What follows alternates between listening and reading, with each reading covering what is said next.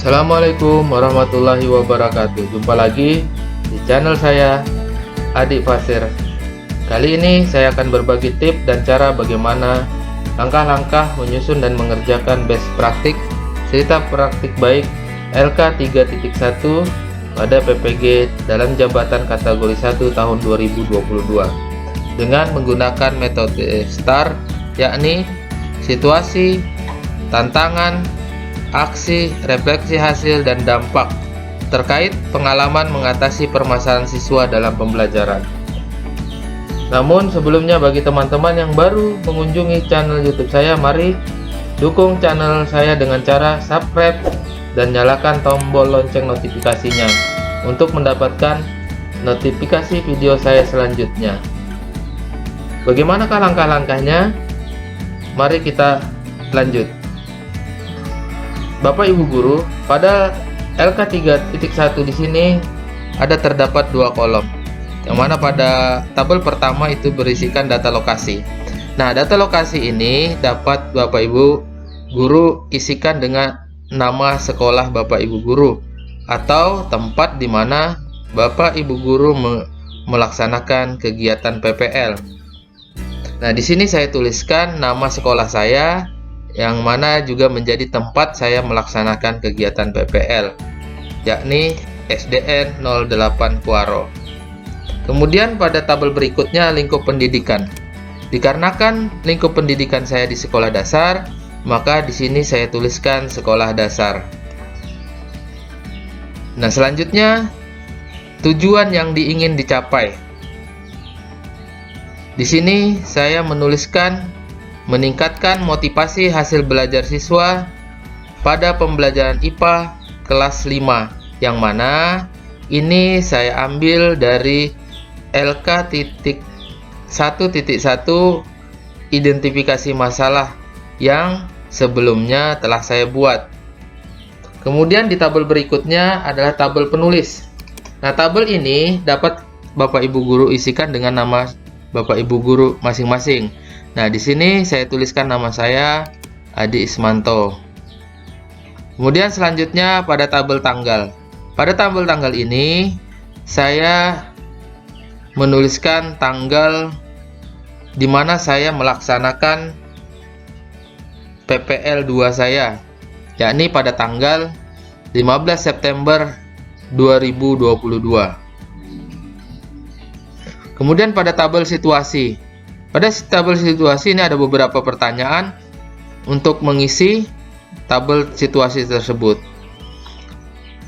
Pertanyaannya adalah, kondisi yang menjadi latar belakang masalah, mengapa praktik ini penting untuk dibagikan? Apa yang menjadi peran dan tanggung jawab Anda dalam praktik ini? Nah, di sini saya mengisinya berdasarkan pada LK 1.1 identifikasi masalah yang telah saya buat, yakni kondisi yang melatar belakangi masalah dalam praktek ini adalah peralihan pembelajaran jarak jauh ke pembelajaran tatap muka membuat motivasi belajar siswa menurun. Siswa merasa bosan pada saat pembelajaran di kelas karena terbiasa bermain di rumah, serta kurangnya perhatian, pengawasan, dan peran serta orang tua pada saat pembelajaran jarak jauh. Perubahan yang terjadi akibat permasalahan tersebut yakni yang pertama, minat belajar siswa rendah ditandai oleh peserta didik kurang bersemangat mengikuti proses pembelajaran, siswa malas mengerjakan soal yang diberikan guru, 3. Siswa sering mengobrol saat pembelajaran, 4. Siswa malu dalam mengungkapkan pendapat, dan yang kelima, pembelajaran hanya berpusat pada guru sebagai sumber belajar dikarenakan guru tidak menggunakan media dan metode belajar yang menarik. Dan yang terakhir atau yang keenam, guru belum menerapkan model pembelajaran yang bervariasi. Mengapa praktek ini penting untuk dibagikan? Praktek ini penting untuk dibagikan karena banyak guru yang mengalami permasalahan seperti saya, sehingga Praktek ini selain diharapkan dapat memotivasi diri sendiri, juga diharapkan bisa menjadi referensi bagi rekan guru lain. Adapun peran dan tanggung jawab kami sebagai seorang guru dalam praktek pembelajaran adalah guru bertanggung jawab dalam merancang dan mendesain pembelajaran yang inovatif, kreatif, menantang, serta menyenangkan menggunakan model, metode, media pembelajaran yang tepat dan inovatif, serta relevan sehingga tujuan pembelajaran dapat tercapai secara efektif dan mampu meningkatkan hasil belajar peserta didik. Selanjutnya, pada tabel tantangan. Pada tabel tantangan, di sini juga ada beberapa pertanyaan yang tujuannya mempermudah kita menjawab tabel tantangan ini. Apa saja yang menjadi tantangan untuk mencapai tujuan tersebut? Siapa saja yang terlibat? Nah, untuk menjawab tabel tantangan ini atau mengisi tabel tantangan ini, saya mengambil dari LK 1.2 eksplorasi identifikasi masalah yang juga sudah saya buat sebelumnya. Yang mana isinya adalah setelah melakukan identifikasi masalah dengan refleksi diri, wawancara guru dan kepala sekolah serta pakar, maka ada beberapa tantangan yang terjadi, yaitu yang pertama, kurangnya interaksi orang tua dengan siswa. Yang kedua, kurangnya motivasi yang diberikan orang tua dan guru kepada siswa. Yang ketiga, model pembelajaran yang belum relevan dengan kebutuhan siswa. Yang keempat, kurangnya minat siswa untuk belajar. Yang kelima, terbatasnya sarana prasarana. Yang keenam, kesiapan siswa dalam proses pembelajaran. Serta yang ketujuh, kemampuan siswa dalam memahami materi yang disajikan. Dan yang kedelapan, metode pembelajaran yang tidak variatif. Selanjutnya, yang kesembilan, faktor guru dalam pemilihan media ajar tidak memanfaatkan TVEC di kelas. Berikutnya, yang ke-10, ruang kelas yang tidak nyaman. Dan yang terakhir atau yang ke-11, kemampuan pedagogik maupun profesional guru kurang. Nah, berdasarkan tantangan itulah yang menyebabkan seorang guru harus mampu merancang pembelajaran yang inovatif dengan menerapkan media pembelajaran yang sesuai dengan gaya belajar siswa serta model pembelajaran yang mampu membangkitkan motivasi belajar siswa. Siapa saja yang terlibat? Yang terlibat dalam kegiatan PPL ini, yang pertama adalah siswa sebagai sentral dalam proses pembelajaran, menuliskan serta menyajikan video pembelajaran dengan menerapkan media pelajaran berbasis AR. Yang kedua, guru. Guru di sini sebagai fasilitator dan katalisator. Yang ketiga, kepala sekolah. Nah, kepala sekolah di sini sebagai pimpinan, supervisor, manajer, administrator, edukator, dan fasilitator. Yang keempat, dosen dan guru pamong, yang mana di sini sebagai pembimbing dalam proses pelaksanaan pembelajaran PPL. Dan yang terakhir atau yang kelima, rekan sejawat yang ikut membantu terlaksananya kegiatan ini. Baik, kita lanjut ke tabel berikutnya. Tabel berikutnya yaitu tabel aksi. Nah, pada tabel aksi ini ada juga beberapa pertanyaan yang untuk memudahkan kita dalam mengisi tabel aksi tersebut. Pertanyaannya adalah, langkah-langkah apa saja yang dilakukan untuk menghadapi tantangan tersebut? Strategi apa yang digunakan? Bagaimana prosesnya? Siapa saja yang terlibat? Apa saja sumber daya atau materi yang diperlukan untuk melaksanakan strategi ini? Nah, pada tabel ini saya isikan, yakni tantangan yang ada di atas harus segera diselesaikan dengan baik oleh seorang guru profesional. Di antaranya berkaitan dengan model pembelajaran. Guru menerapkan model pembelajaran PBL, Problem Based Learning. Model pembelajaran berbasis masalah ini merupakan pembelajaran yang menggunakan berbagai kemampuan berpikir dari peserta didik secara individu maupun kelompok, serta lingkungan nyata untuk mengatasi permasalahan, sehingga bermakna, relevan, dan kontekstual. Sintak-sintaknya atau sintak-sintak dari model pembelajaran problem-based learning menurut Arendt 2012 sebagai berikut. Yang pertama, orientasi peserta didik pada masalah. Yang kedua, mengorganisasikan peserta didik untuk belajar. Yang ketiga, membimbing penyelidikan individu maupun kelompok. Yang keempat, mengembangkan dan menyajikan hasil karya. Serta yang terakhir atau yang kelima, menganalisis dan mengevaluasi proses pemecahan masalah. Adapun kelebihan dari model ini menurut Akinolog dan Tandongan antara lain, yang pertama, pembelajaran berpusat pada peserta didik. Yang kedua, mengembangkan pengendalian diri peserta didik. Yang ketiga, memungkinkan peserta didik mempelajari peristiwa secara multidimensi dan mendalam. Yang keempat, mengembangkan keterampilan pemecahan masalah. Yang kelima, mendorong peserta didik mempelajari materi dan konsep baru ketika memecahkan masalah. Yang keenam, mengembangkan kemampuan sosial dan keterampilan berkomunikasi yang memungkinkan mereka belajar dan bekerja dalam tim. Kemudian selanjutnya yang ketujuh, mengembangkan keterampilan berpikir ilmiah tingkat tinggi atau kritis. Yang delapan, mengintegrasikan teori dan praktek yang memungkinkan peserta didik menggabungkan pengetahuan lama dengan pengetahuan baru. Lanjut, yang kesembilan, memotivasi pembelajaran.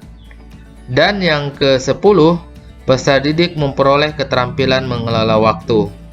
Nah, yang terakhir atau yang ke-11, pembelajaran membantu cara peserta didik untuk belajar sepanjang hayat. Nah, itu yang berkaitan dengan model pembelajaran. Nah, selanjutnya yang berkaitan dengan media ajar. Penggunaan media ajar berbasis TIPEK untuk memudahkan guru mentransportasi ilmu pengetahuan dan juga membangkitkan motivasi belajar siswa. Guru menggunakan video pembelajaran yang menarik dan disajikan lewat proyektor. Kemudian selanjutnya yang berkaitan dengan metode pembelajaran. Nah, dalam menggunakan metode pembelajaran di sekolah, seorang guru dapat menggunakan metode pembelajaran yang berbeda-beda dan bervariasi. Dengan demikian, dituntut adanya kemampuan guru dalam menguasai dan menerapkan berbagai macam metode pembelajaran. Semakin baik metode itu, maka efektif pula pencapaian tujuan pembelajaran. Nah, selanjutnya yang keempat, berkaitan dengan kondisi ruang. Guru perlu mendesain ruang dengan baik, mulai dari kebersihan, kerapihan, dan keindahan, sehingga siswa memiliki motivasi belajar yang baik, serta pembelajaran yang nyaman. Dan yang terakhir yaitu berkaitan dengan kemampuan pedagogik maupun profesional guru yang kurang. Hal yang perlu dan dibutuhkan untuk pengembangan dalam meningkatkan kemampuan pedagogik serta profesional guru adalah program pengembangan profesional guru. Upaya dalam meningkatkan profesionalisme guru dapat dilakukan dengan berbagai cara, namun didukung banyak pihak seperti pemerintah, instansi tempat mengajar, dan diri sendiri. Berikut adalah cara meningkatkan kemampuan pedagogik dan profesional guru. Yang pertama, melanjutkan pendidikan ke jenjang lebih tinggi. Yang kedua, aktif mengikuti kegiatan KKG dan komunitas guru. Yang ketiga, mengikuti pelatihan yang mendukung kualitas pembelajaran. Yang keempat, banyak membaca. Dan yang kelima, rajin serta tak malu meminta masukan dan saran dari rekan sejawat. Dan yang keenam atau yang terakhir, mengenali peserta didik lebih dekat. Baik, itu tadi tabel isian dari menu aksi. Lanjut yang terakhir yaitu tabel refleksi dan tabel refleksi hasil dan dampak. Nah, pada tabel refleksi hasil dan dampak ada juga beberapa pertanyaan yang untuk membantu kita dalam pengisian tabel tersebut. Yaitu pertanyaannya, bagaimana dampak dari aksi dari langkah-langkah yang dilakukan? Apakah hasilnya efektif atau tidak efektif? Mengapa? Bagaimana respon orang lain terkait dengan strategi yang dilakukan. Apa yang menjadi faktor keberhasilan atau ketidakberhasilan dari strategi yang dilakukan? Apa pembelajaran dari keseluruhan proses tersebut? Nah, di sini saya isikan ada sebagai berikut. Dampak dari aksi dari langkah-langkah yang dilakukan. Yang pertama, dampak dari penggunaan media berbasis TIPEC yang diimplementasikan dalam bentuk gambar dan video pembelajaran yang ditayangkan berbantukan PowerPoint dapat membuat peserta didik lebih semangat dan tidak mudah bosan dalam mengikuti proses pembelajaran. Dan dari hasil evaluasi tersebut diperoleh hasil peserta didik mendapatkan nilai di atas KKM. Kemudian yang kedua, menggunakan model pembelajaran problem based learning membuat peserta didik lebih termotivasi untuk belajar dibandingkan dengan menggunakan metode konvensional yang selama ini sering digunakan. Hal ini terlihat dari indikator keaktifan peserta didik yang meningkat dibandingkan dengan sebelum menggunakan PBL. Bagaimana respon orang lain terkait dengan strategi yang dilakukan? Dalam proses pembelajaran berlangsung, dengan menggunakan strategi tersebut, respon dari lingkungan sekitar, yaitu dari peserta didik, teman sejawat, dan kepala sekolah memberikan respon positif. Di antaranya sebagai berikut. Dari peserta didik, merasa senang dengan proses pembelajaran karena mereka dapat terlibat langsung dan dalam kegiatannya yang terlibat langsung dan kegiatannya menarik menurut mereka. Dari teman sejawat dan kepala sekolah, secara keseluruhan sudah dapat mengkondisikan kelas dan terarah. Peserta didik dapat terlibat aktif dan kegiatannya menyenangkan. Apa yang menjadi faktor keberhasilan atau ketidakberhasilan dari strategi yang dilakukan? Faktor keberhasilan pembelajaran ini sangat ditentukan oleh penguasaan guru terhadap model pembelajaran, media pembelajaran, dan langkah-langkah pelaksanaan rencana pembelajaran yang telah dibuat. Apa pembelajaran dari keseluruhan proses tersebut? Pembelajaran yang bisa diambil dari proses dan kegiatan yang sudah dilakukan guru tentunya dapat menjadikan guru lebih kreatif dan inovatif dalam memilih dan mengembangkan model-model pembelajaran sehingga tujuan pembelajaran dapat tercapai dengan baik. Jadi seperti itu teman-teman, contoh mengerjakan LK 3.1 PPG dalam jabatan tahun 2022. Semoga video dan tutorial kali ini bermanfaat. Sampai jumpa di video selanjutnya dan terima kasih.